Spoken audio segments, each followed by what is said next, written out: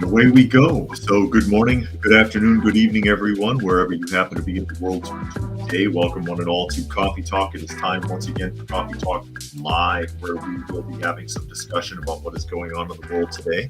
We'll take a look at some clips from the news, share a little bit of dialogue with those of you who are able to join us for the live portion. And if you are looking for the live portion, you can find us Monday through Friday at 2 p.m. Eastern Standard Time, most of the time on YouTube, on Coffee Talk and Prepper University. That's at Coffee Talk Live and at Prepper University. You can also find me on X at Coffee Talk Chat. You can find me on fistfulofradio.com, podcasting out of Atlanta.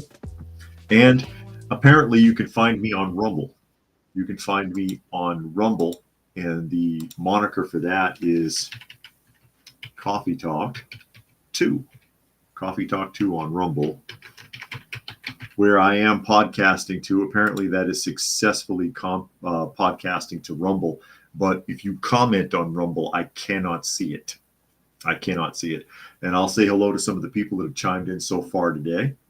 I see Helter is with us, as well as Spectre, Brian, Dragon, Bob, Monkey,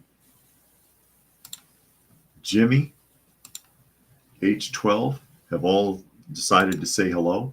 Again, I'm also on Rumble, Coffee Talk 2. But if you are watching on Coffee Talk 2, I cannot see your comments, evidently. And Raccoon has joined us. Glad you could make it today as we get ready to jump off, because a lot has unfolded since the incident in New Orleans. Nolens, if you are from the area, I guess, and you want to speak practical Zydeco. A lot more has happened, including the Cybertruck explosion. FBI says there's no connection, but there is one, and I can show it to you here in a little while. LA Times article coming up for you as we dive into the realm of the ridiculous. FBI investigating deadly Cybertruck explosion at Trump International Hotel in Las Vegas. Well, actually, it's more like Elon Musk is investigating it than the FBI, because he wants to know why a Cybertruck was used. Makes sense. But anyways, local and federal officials are continuing to investigate the deadly explosion Wednesday morning of a Tesla Cybertruck outside the Trump International Hotel in Las Vegas, including whether it was motivated by terrorism or linked to the killing of 15 people in New Orleans hours earlier. And yes, the number is up to 15 now. It was 10 at first, 10 killed and 30 wounded, but now the number is up to 15 people that have demised. The explosion outside the president-elect's property near the iconic Las Vegas Strip killed the driver and left 7 bystanders with minor injuries, officials said. In New Orleans, a driver rammed his pickup truck into a crowd celebrating the new year on Bourbon Street, the attack which the FBI has called an act of terrorism. That's after they denounced it, by the way. You may have seen that yesterday early, where they tried to play it off like a drunk driving incident. But now they can't deny it, especially not with a Taliban flag hanging on the back of the truck.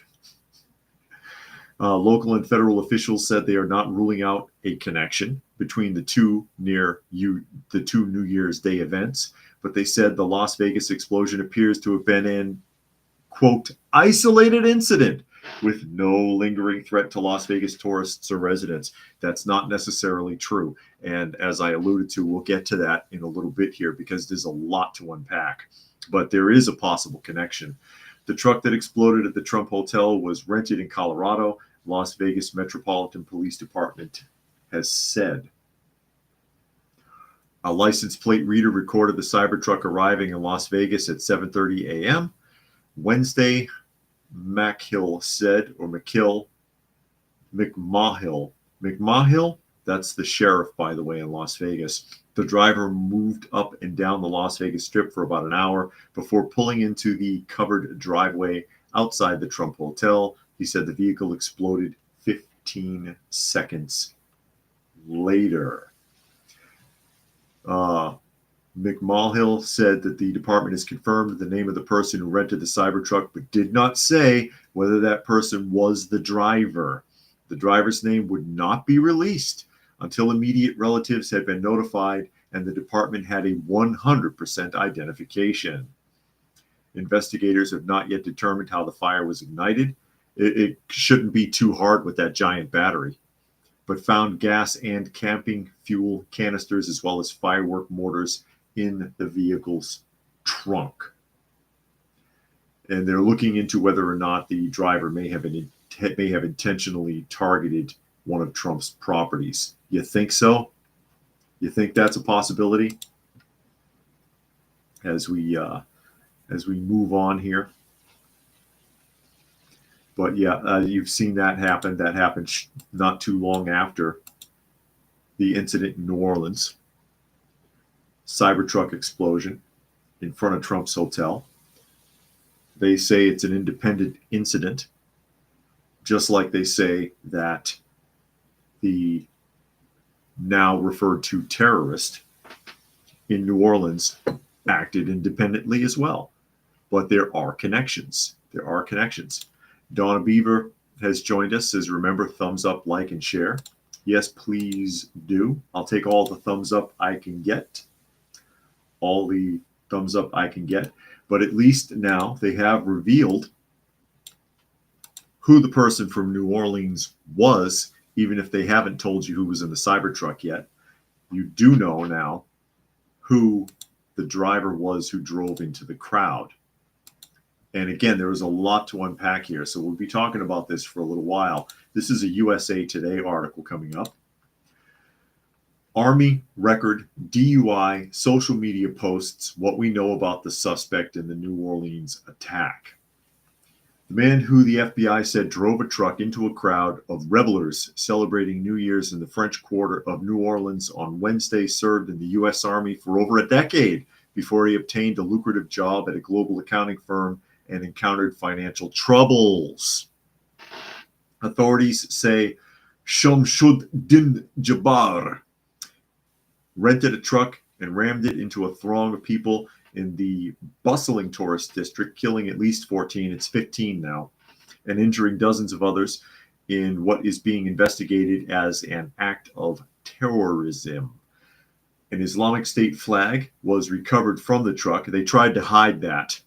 By the way, the police tried to cover that up when the incident first occurred, which also carried weapons and what appeared to be explosive devices. The FBI said Jabbar, who was shot dead by police after he opened fire on law enforcement, posted videos on social media shortly before the attack saying he was inspired by ISIS and decided to carry out the attack after initially planning to harm his family and friends.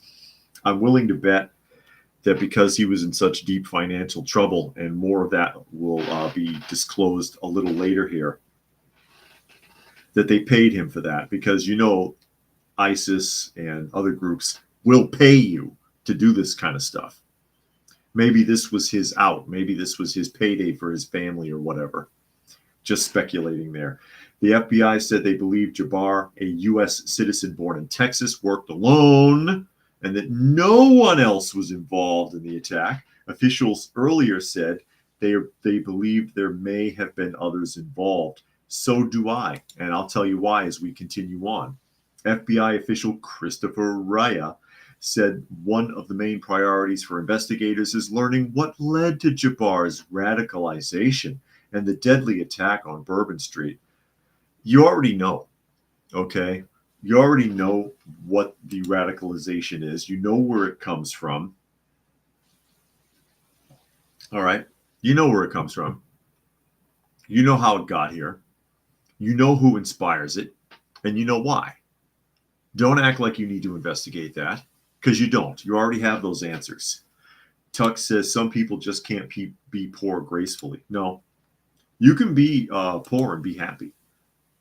That is true. You can be poor and be happy. You can be poor and be content. But what we have is a society of people that are poor and jealous and covetous. Jealous and covetous. Bible warns about that. Bible warns you not to covet thy neighbor's goods. As don't sit there being jealous and wishing you had something that someone else has because they have it and you don't. It's a sin. And it leads to a lot of trouble. The quotes here, that's the stuff in the coming days as far as that path to radicalization that we're really going to be digging into and making a priority, according to Christopher Raya.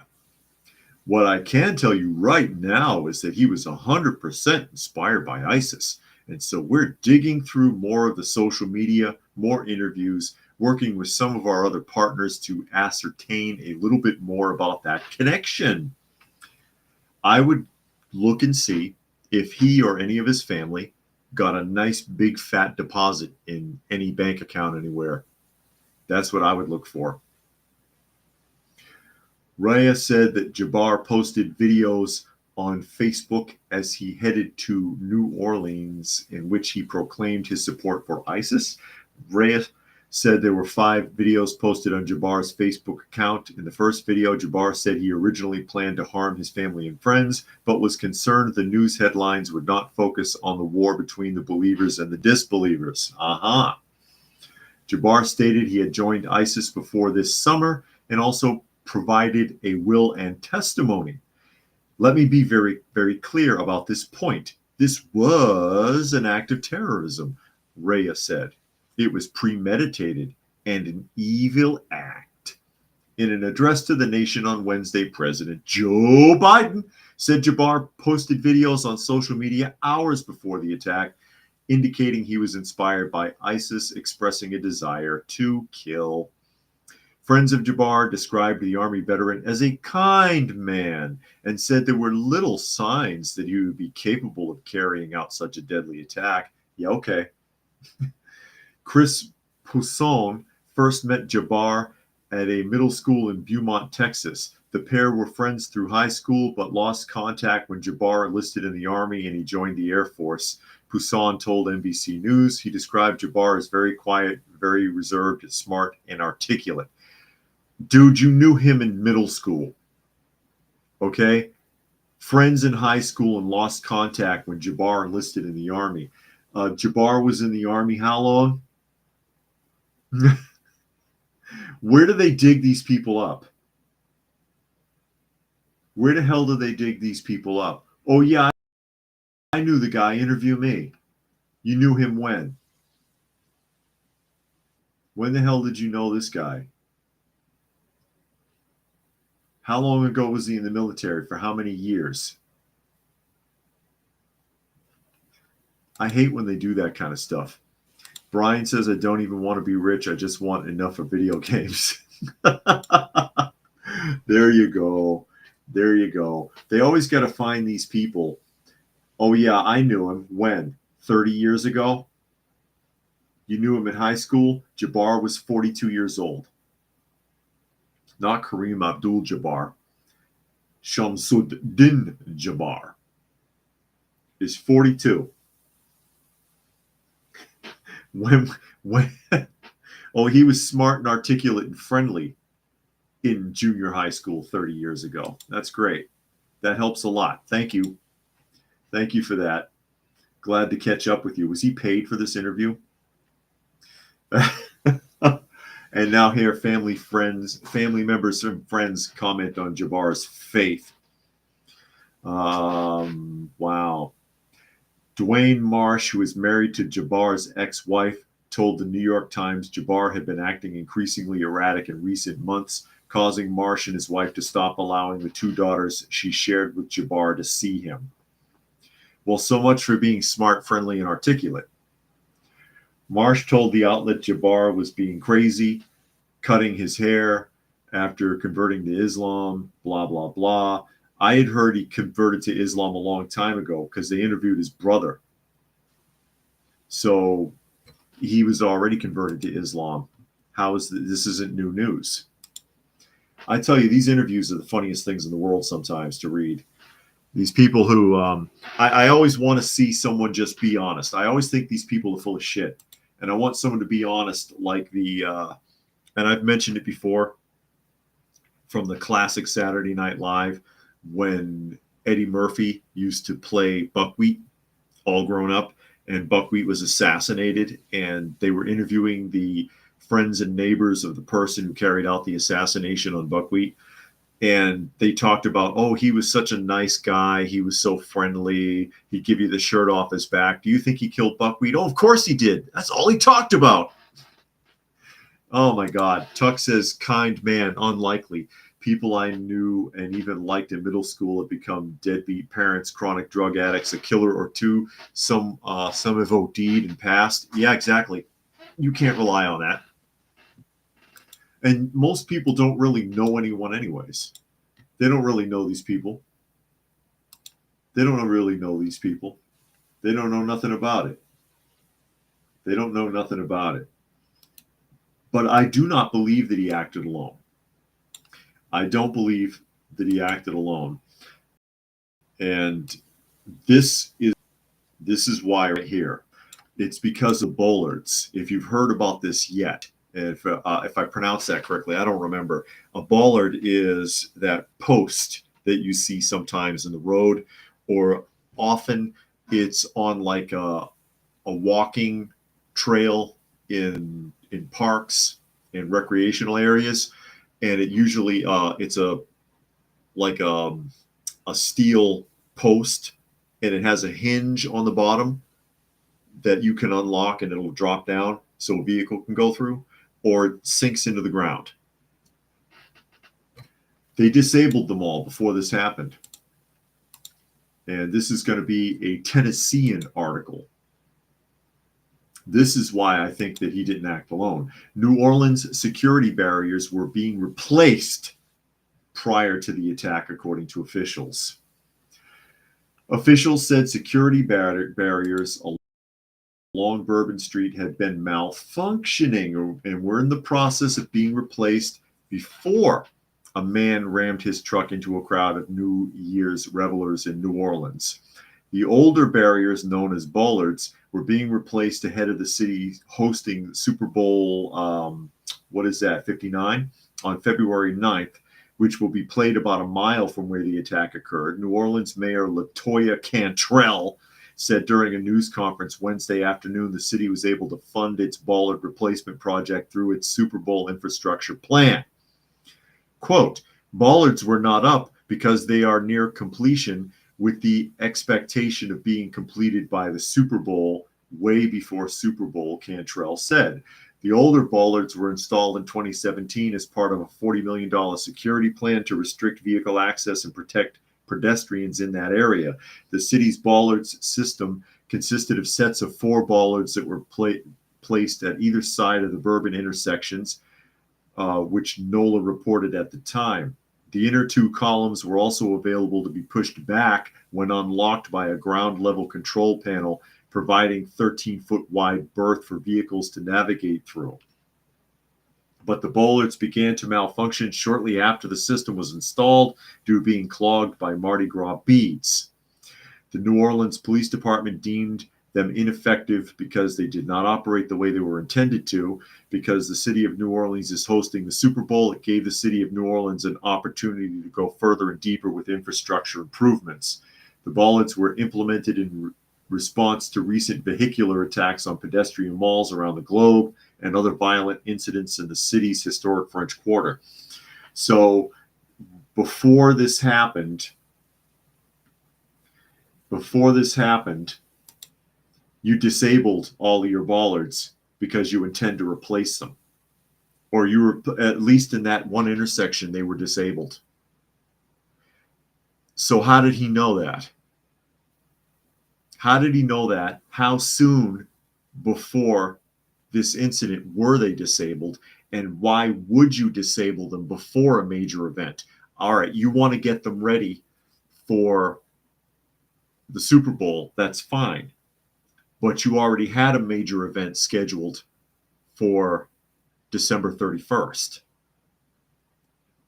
So why would you weaken your security before December 31st? If I was the city planner, I would sit there and say, nah, wait a minute. Wait until after January 1st. Then we'll start swapping them out. Don't disable them now. Open them up and leave them up. Or place a barrier there. Why didn't they put a concrete barrier there then? That's what you do when the other measures don't work. So you dropped your bollards and left them turned off and didn't replace them with anything before a major event, and the attack that occurred is what they're designed to prevent. This is why you have conspiracy theorists right here. This is why you're going to have a lot of people that are going to sit there and say that the whole thing was staged. Right there. Sven says the pisser is no one believes anything the police or FBI says. They're untrustworthy. And there's Justin Case joining us.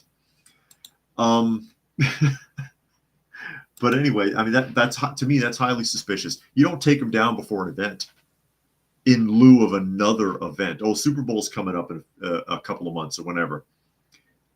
No, you've got time. We've got 2 events. Take them down between then. If you must take it down, you put a temporary barrier there. Put something in place. Because that's what those are for. And Semper Fi is late because of dental work. Well, glad you could make it. Hope your teeth are okay. Raccoon thinks that's all very suspicious. So do I. And did you see the chief of police? Could they have found an older woman? She looks like the preacher from Poltergeist 2. She looks like she's 117 years old. New Orleans chief of police. I'm like, who the hell is this woman? Tuck says, guy I knew in my late teens is in prison for home invasion. What would I tell the reporter? I've seen him once since 96. Oh, you get out there and you just pour your guts out and you make stuff up.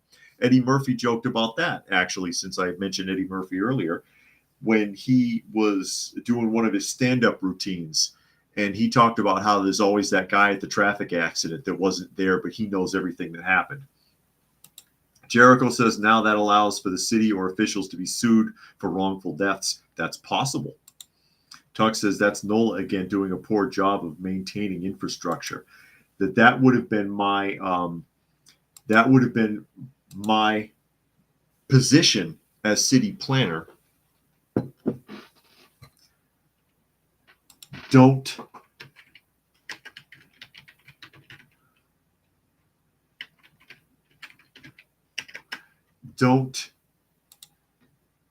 take those down until after, or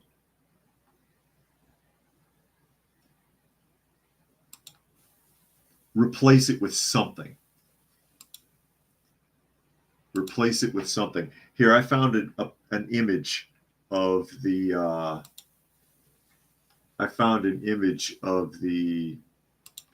New Orleans police chief, so I can demonstrate what I'm talking about here, since I made fun of her. I'll show you here really quick. Let me pull this image up. It's not the biggest image, but you can see it. And I'm like, who is this woman? You see what I mean? And on the right, with the black baseball cap, that is the New Orleans mayor. That's the New Orleans mayor on the right side. But wow, she looks old.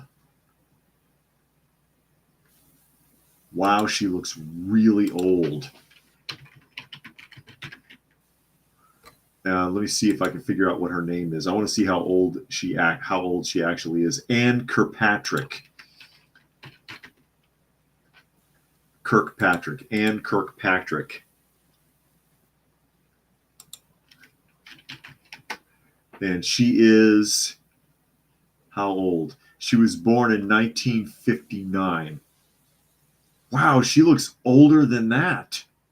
No way she was born in 1959. That's a lie. That's, I don't believe it. Are you sure you don't mean 1919? Oh my God. It says 1959. Okay. And just in case says, yikes, she definitely looks very old. She looks a lot older. She looks a hell of a lot older than a lot older than she is. You know, let me pull up what I'm looking at here so you can see what I'm talking about. Ann Kirkpatrick, born in 1959, superintendent of the New Orleans Police Department there. So she's only, what, 64? 65? Off the top of my head there? No way. No way, I don't believe it. Oh, it says 65. Okay. Born in Memphis, Tennessee. She looks she looks much older than that. She looks much older than that. I know I get distracted by these people's pictures sometimes. But again, they shut down those bollards in that area. Why shut them down before a major event? And how did he know where to drive to? How did he know where he could squeeze through with that truck? Acted alone. Acted alone. Acted alone. And this is after they tried to put the spin on it that this is after they tried to put a spin on it that it was a drunk driving incident. You remember that because that already came and went, that it was drunk driving. But the FBI claims there is no connection. And just in case says that she was from the Titanic and Tuck said she's from the Alamo. Did she escape? Did she meet Pee Wee Herman there? Let me pull this video clip up really quick. And this is the FBI denying there's any connection between what happened in New Orleans and what happened in Las Vegas. But after I show you them denying a connection,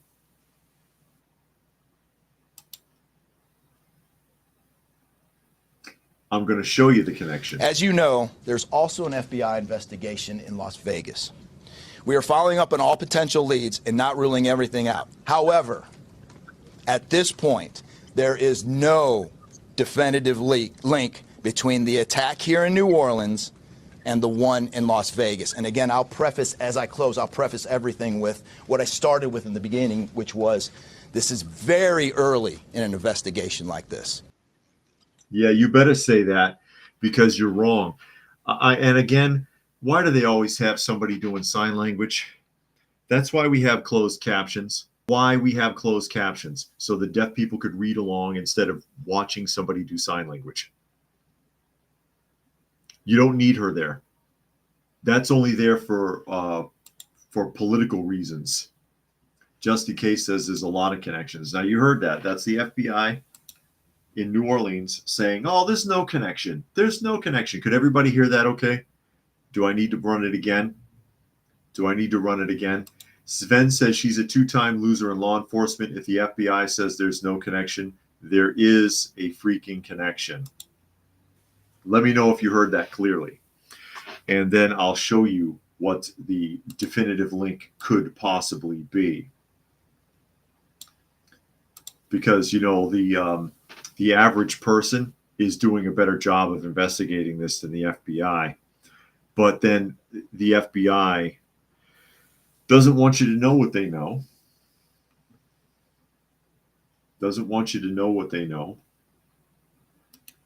As I get ready here, I'll show you. I'm not hearing anything about the article or about his comments. So I'm not sure if everybody heard that correctly or heard that clearly enough. I'll assume that you did so we can move on. Sven says 5 by 5. I know there's a delay in comments. And again, if you're watching on Rumble, I cannot see your comments at all. Let me see here. Here comes your connection. And this is from Axios. Okay. What to know about Turo, the app that was used by the New Orleans and the Las Vegas attackers. Whoops. Here's a connection. Both of the vehicles used in the New Orleans and Las Vegas attacks on New Year's Day were rented vehicles, rented through the same car sharing app, Turo.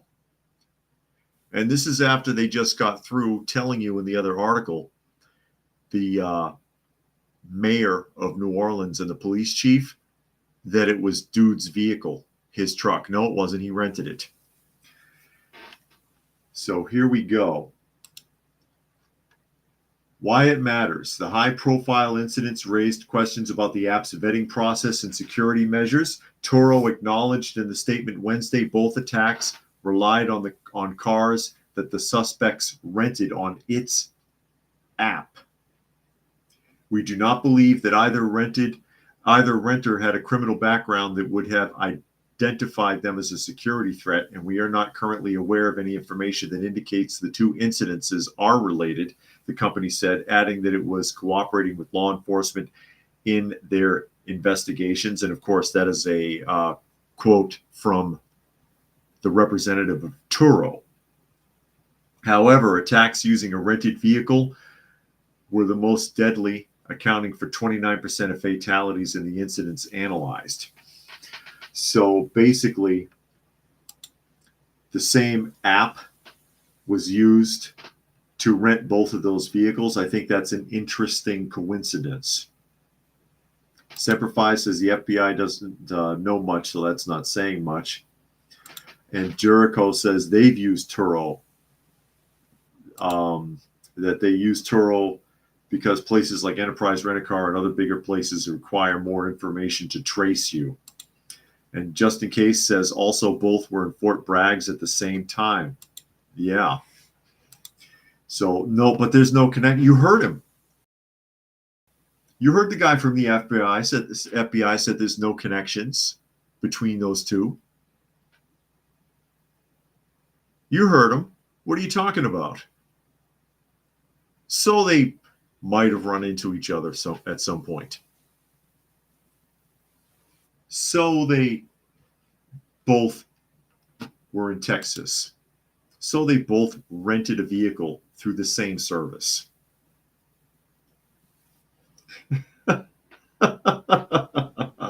Sven says ban all vehicles and rentals. Yeah, I know. Ban everything. Ban everything. Stay in your apartment and never leave. It says the peer-to-peer rental app is similar to Airbnb, allowing users to rent a car directly from an owner rather than a rental company like Hertz. On the app, renters can choose the location they want to rent it and where they need the car, view models and prices before making a selection, and then coordinate pickup and drop off with the car's owner.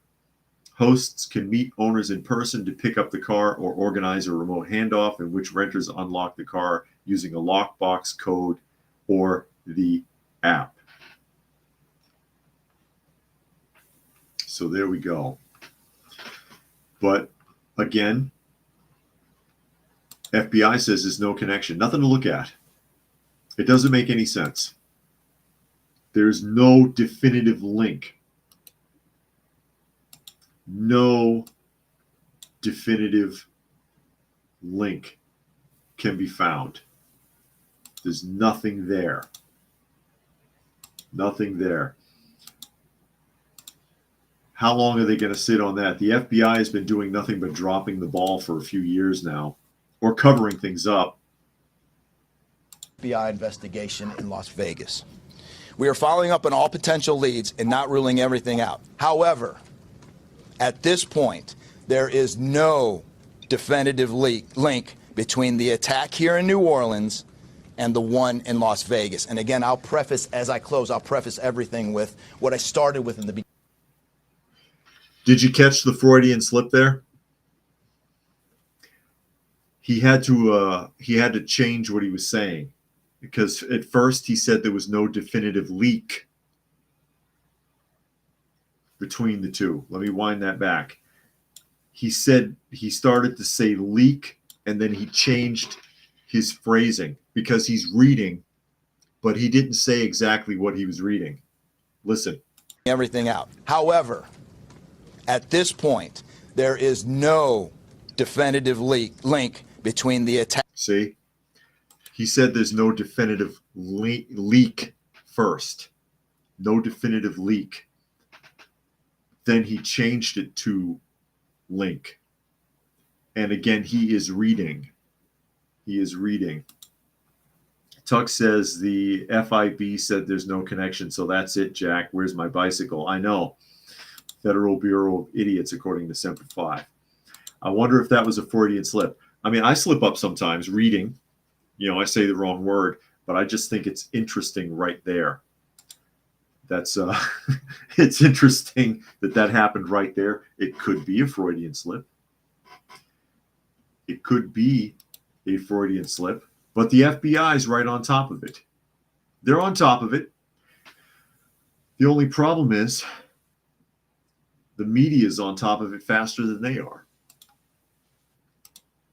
They're on top of it faster than the FBI, as you're about to see in this Mediaite article. GOP Senator slams failed FBI after New York Post reporter stakes out New Orleans suspect's house before the agents even arrive. Oh, you gotta love it. You gotta love it. Senator Marsha Blackburn from Tennessee slammed the failed FBI after New York Post reporter Jeannie Taylor set up outside the New Orleans attack suspect's home in Texas long before law enforcement agents. The identity of the deceased suspect who carried out the premeditated vehicle-based attack was revealed as 42-year-old Shamsuddin Jabbar, based on information from law enforcement sources on Wednesday. He is a U.S. citizen and a veteran.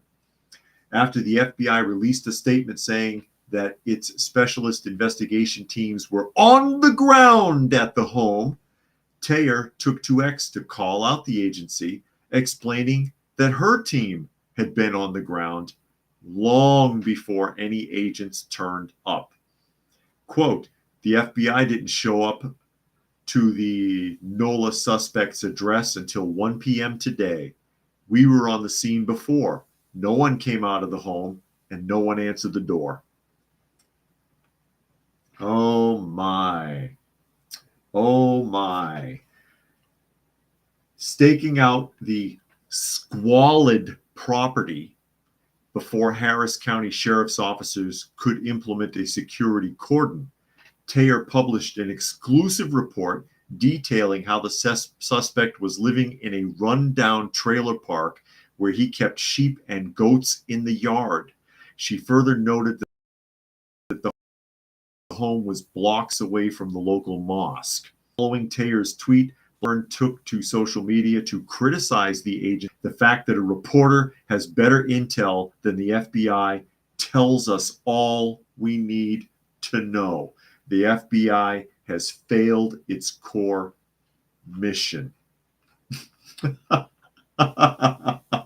Oh my goodness. Tuck says no definitive leak. Isn't it wild how these talking heads don't even maintain their basic skills? How lazy. And Sven says, I think I will identify as a female Navy SEAL pilot astronaut and demand the head job at NASA. You better get a wheelchair too. Jericho says we literally live in a movie with a 2.3 on Rotten Tomatoes. These officials are a joke. But that is hilarious. A New York Times reporter had a team at the property, scoping the property out, taking down information for an exclusive for the New York Post, possibly some hours before law enforcement even showed up there, and then had the nerve to say they had boots on the ground immediately. And that's funny. I'm glad they were there. It's like, no, there's nobody here. They only just come in. Sven says the FBI agent was a member of DAU, which is their so-called pre-crime unit. Pre-crime. Pre-crime unit. You mean like in, oh God, what's the name of that movie? Minority Report. Minority Report with Tom Cruise. The pre-crime division. And they got three psychics floating in a swimming pool somewhere. Is that how they do it? I wonder. Oh my God. It doesn't get any better than this. It doesn't get any better than this. I'm wondering if this reporter was able to get photographs of that home, of this person's house where they were living. Oh yeah, New York Post has it. Hold on. Since we're on the subject, let me see if they've got the pictures up. Because it's breaking news. Living in squalorly conditions with goats and sheep on his property. They don't have very many images. Oh, okay, they have video. Hold on. Let me pull this up as we're sitting here. The video, they're trying to block the video, but I want you to see it if I can show it. I want you to see it if I can show it. John says, seems kind of sporty outside. And Sven says, Tim Waltz would fix this. We need to dodge a shit sandwich here. Shit sandwich, we got a foot long from Subway shit sandwich here. It might be shit. I don't know what's in those footlongs. You remember we read the article last year that they were being sued over their tuna sandwiches because they were not able to verify that it was tuna, even that it was fish. They couldn't tell what it was. Is this going to open up? Come on now. Here we go. This should be video footage. Yeah, here we go, of the interior of his trailer. Here you go. Can you see that? This is video footage of his trailer taken by the reporter. And as you can see, there is no county sheriff. There is no FBI agents. There's no state police out there. It's a couple of reporters and a cell phone filming through the windows of his trailer so that the New York Post could have this exclusive. Where's the police? There's a gun case. Was that a gun case or a...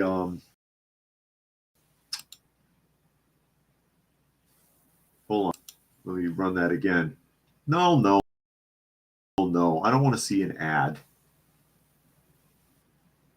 Oh, my God. Hold on a second. Is it going to run? Here we go. It's running again. There we go. Was that a gun case or a drill case? At a glance, it was hard to tell sitting on the kitchen table. But this is his trailer. There's his porch. Nice. All like moldy and rotten outside. Little laundry area. Some propane tanks next to a toolbox. There's the kitchen. That might be a drill box. I can't tell from the image. Or maybe it's got a ratchet set in it. That could be anything.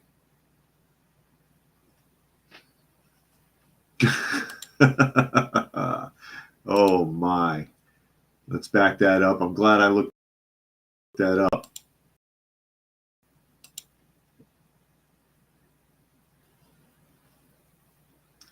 Glad I looked that up. I don't know if the story is going to open back up or here we go. We're popped in here. Exclusive footage taken by the New York Post, who managed to get reporters on the scene before police and law enforcement, even though they claimed that they already had boots on the ground searching his home. They lied. They lied. And Moki has joined us. Glad you could make it today. Brian says all the Walmarts in my area that have fast food in them have Subways. Apparently, Walmart in other areas of the United States have McDonald's. Some have McDonald's, some have Subways. I've seen Subways in Walmart before, but yeah, they're under. I don't know if they're still under investigation or what happened with that, but there's lawsuits because they cannot identify what is in the tuna. It's not tuna and it's not even fish. And so they're like, what the hell are you feeding people? Is it some kind of 3D printed shit like they do in China at Kentucky Fried Chicken? Because you know they are 3D printing chicken in China at the KFC. So watch out if you eat a Kentucky Fried Chicken. Watch out, ladies and gentlemen. That was interesting, though. Yeah, he lives in a dirty trailer. He's got serious financial problems. Again, I would look to see if anyone connected with him got a large deposit recently, because ISIS will pay you to do that kind of stuff. And no, they don't expect you to survive. They don't expect you to survive it. But that's what I would look for. But don't worry, Commander-in-Chief is on it. Commander-in-Chief is on it. Biden has everything well in hand, and he wants you not to worry. Daily Express article.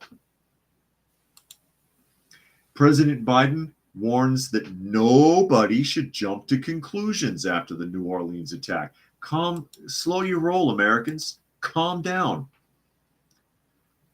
Calm down. Take it easy. Don't jump to conclusions. You don't know what's going on. Everything's under control. FBI is managing it. You got to trust them. Brian says that's scary. At least the meatballs they serve are safe, or you hope their meatballs are safe. I don't know. I don't eat at Subway.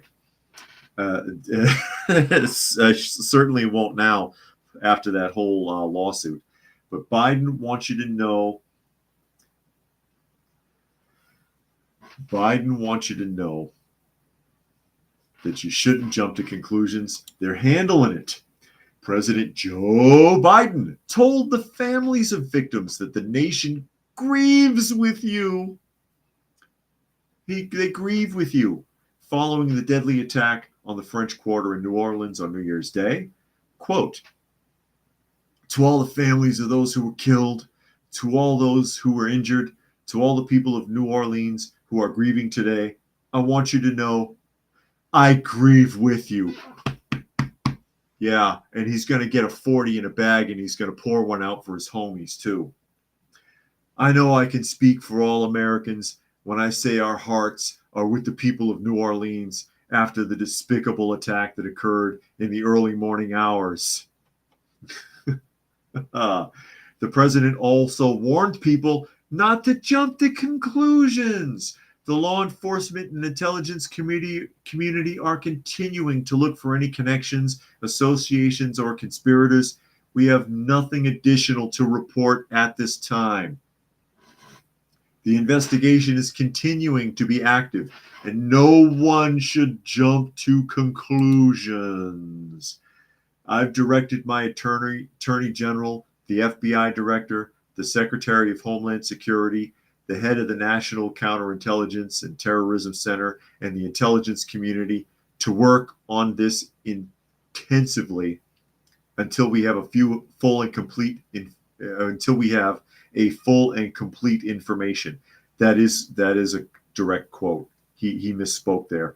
And once we have that information, I will share that information as soon as we can confirm it.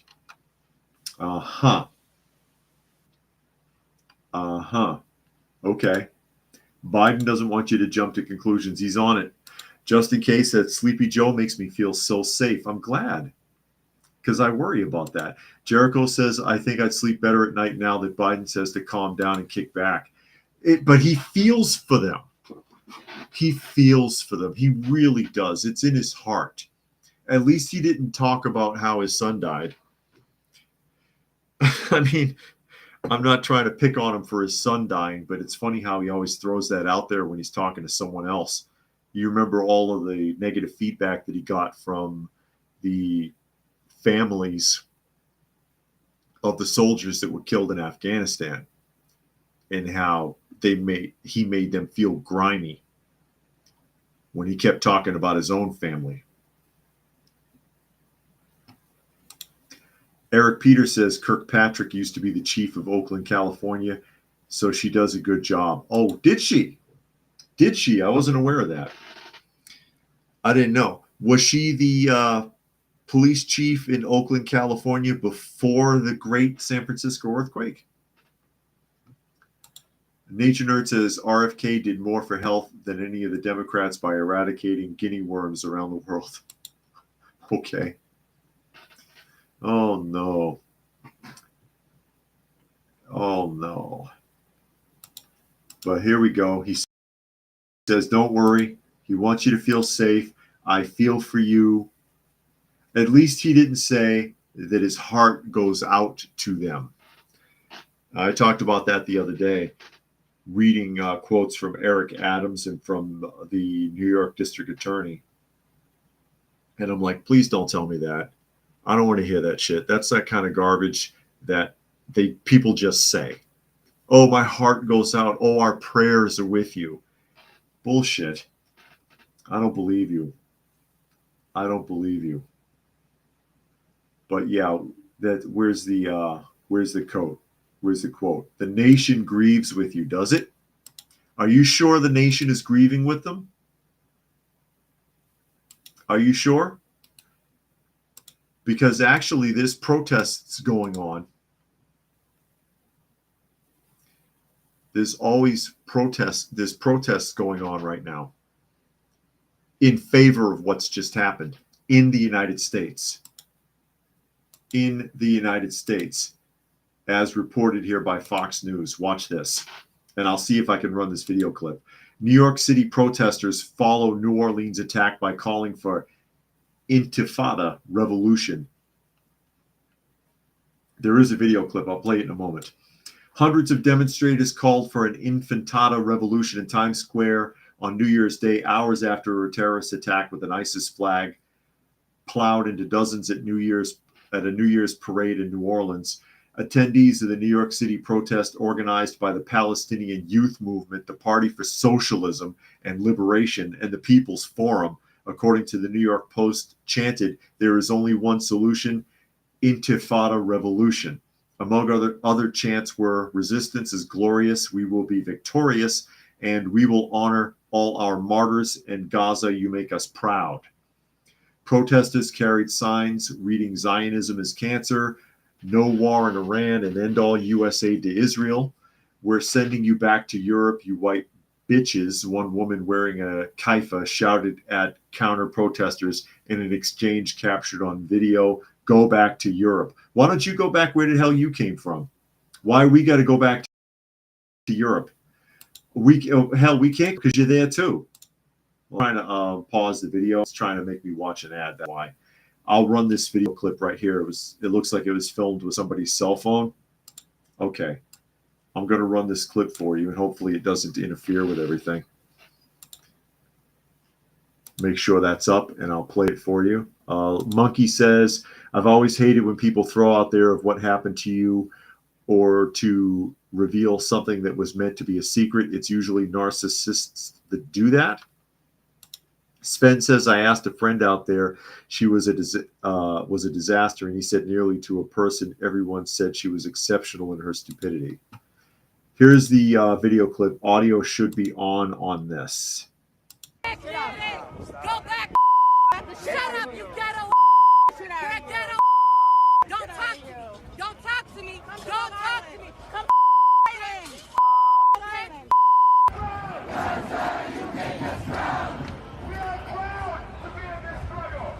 Trump wants to round people up and send them out of the country. They can start right here.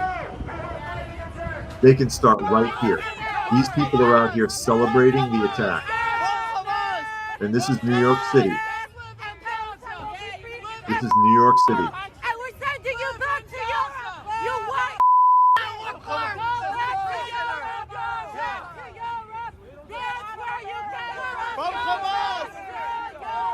Go back to Europe. If that's the case, you don't belong here either. The ignorance is astounding.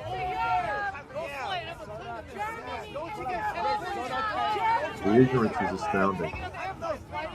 I'm waiting for the Mount of Olives to split any day now. Unbelievable.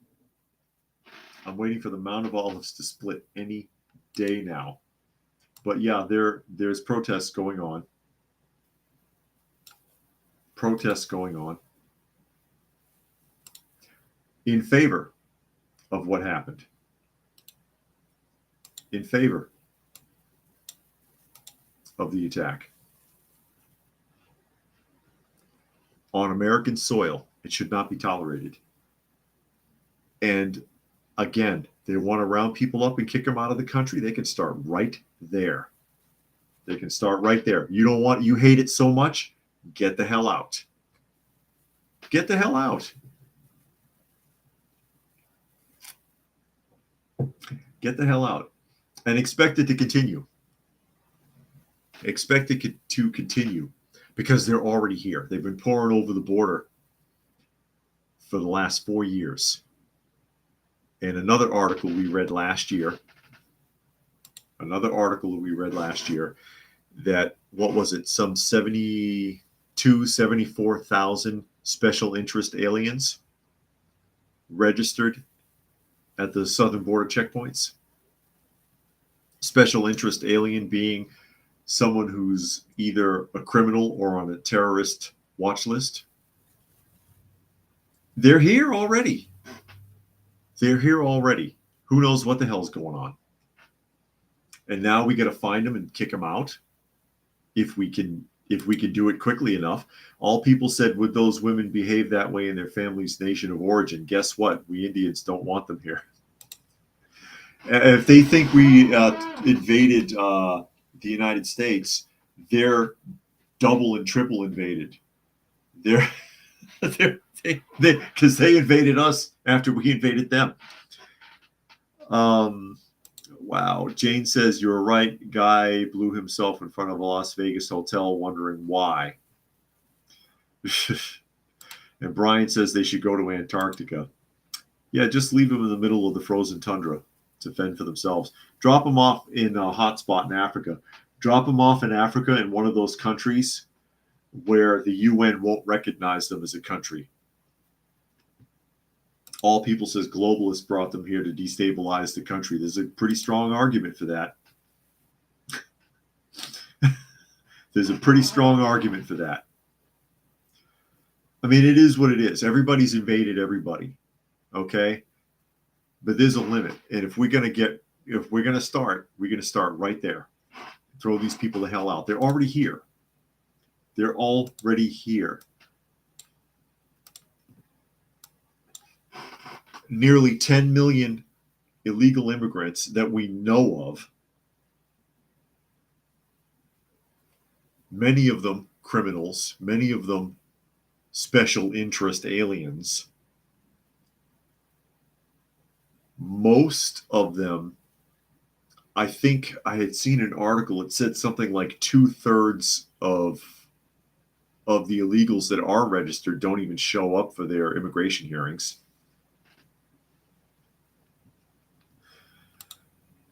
Eric says, for people who hate America as much as they do, are they really fighting hard? They are really fighting hard, protesting all the time. It's almost as if they are slowly populating the U.S. to have a revolution, pretty much. You hate it so much, get the hell out. All people says, yeah, if whites being in America is wrong, then they are triple wrong to follow whites here. And they followed a group who followed a group who followed a group and so on. And then don't bitch about it. Get the hell out. Leave. Leave. There should be a program. You don't want to be here? Go. Go. Who was it? United Arab Emirates, or I forget, somebody. One of those countries offered to give free education to anybody who was, I read the article last year, who was expelled from a college or university for protesting. Let them go there and don't let them come back.